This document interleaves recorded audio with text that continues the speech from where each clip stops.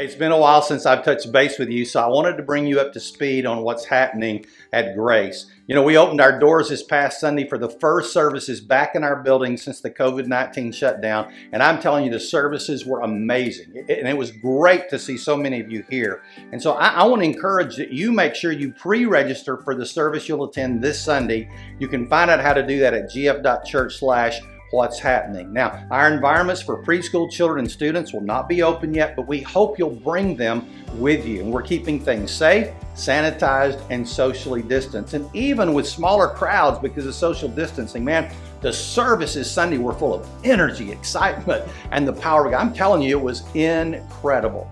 Now, as a church, we're for our communities and we're for all people. And we're going to continue to pray for, address, and give back to meet the needs in our communities and our nation. We've also set up a COVID-19 relief fund that you can give to directly by going to GF.Church/give. And all the money given to this fund will be used to help local families or businesses in need. Now, let's just get real about where we are with giving in our church family. You know, meeting needs in our communities takes sacrifice, it takes service, and it takes financial support. And when people don't gather as the church, whether it's online or in person, it's easy to forget about the privilege and the responsibility that we have to give. In Philippians 4, the Apostle Paul, he wrote to the Christians in Philippi about their giving. He said this, "I'm not trying to get something from you, but I want you to receive the blessings that come from giving." And so when we ask you to give, it's not because we want something from you, we want something for you. We want you to receive the blessings that come from giving, the blessings that God gives. Now, I think giving comes down to the tension of fear versus trust. And Jesus said in Matthew 6:33, "Seek first His kingdom and His righteousness, and all these things will be given to you as well." All these things are the things that we tend to worry about, right? Food and clothing and our financial needs. And when we're in need, many of us call out to God for His help, don't we? I mean, help me get this job. Help me get out of this jam. Help me get this raise. Help me with this disease. You know, and we invite God into this because we know these are things beyond our control.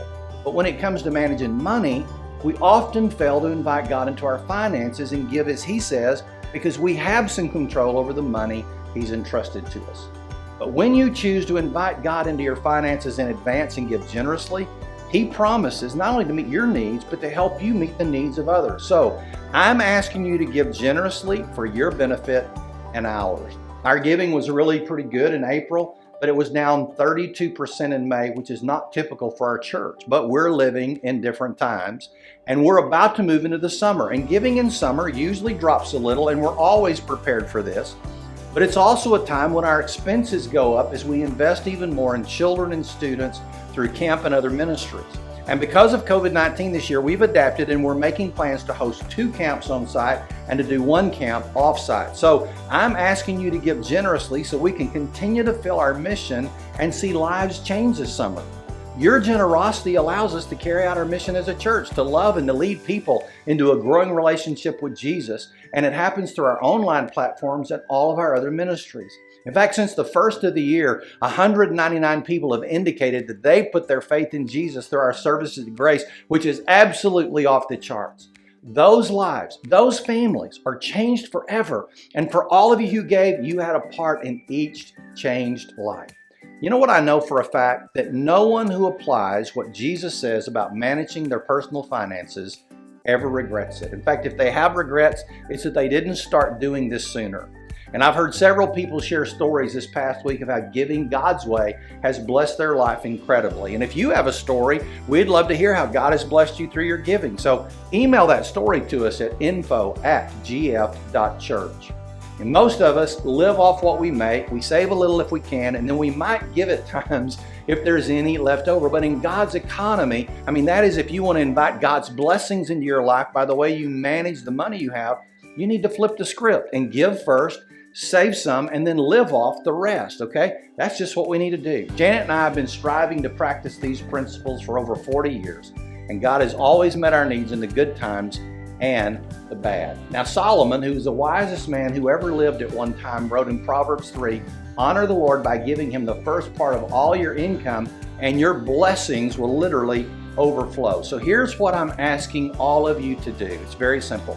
Give a percentage of your income back to God first. Make it a priority. It's how you invite God into your finances. And remember, Jesus said in Matthew 6:33, Put God first and He'll take care of you. Then save what you can and enjoy living off of the rest. Because of the generous giving of people who've chosen to trust God, we've seen God do miracles out here in the cow pasture through the Grace Fellowship family. And on June the 8th, we celebrated our 17th anniversary as a church, and we've seen nearly 3,000 people make decisions for Jesus through our church, and tens of thousands make decisions for Christ through our mission efforts in Africa and Haiti. And that doesn't count all the other lives and families that have found help and healing and hope. So that ought to just make you want to shout. So when you give at Grace, you're making an investment in God's kingdom and in lives that are changed eternally by Jesus Christ. You're investing in the next generation, which might include your children, your grandchildren, or even your great-grandchildren. And the investment is worth it because Jesus is the only hope for changed lives and changing the direction of our nation. So thanks for taking a few minutes to listen. I pray you'll do things God's way and give and save and live.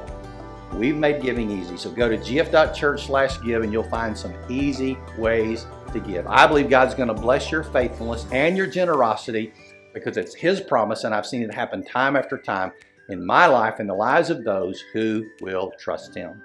God bless you.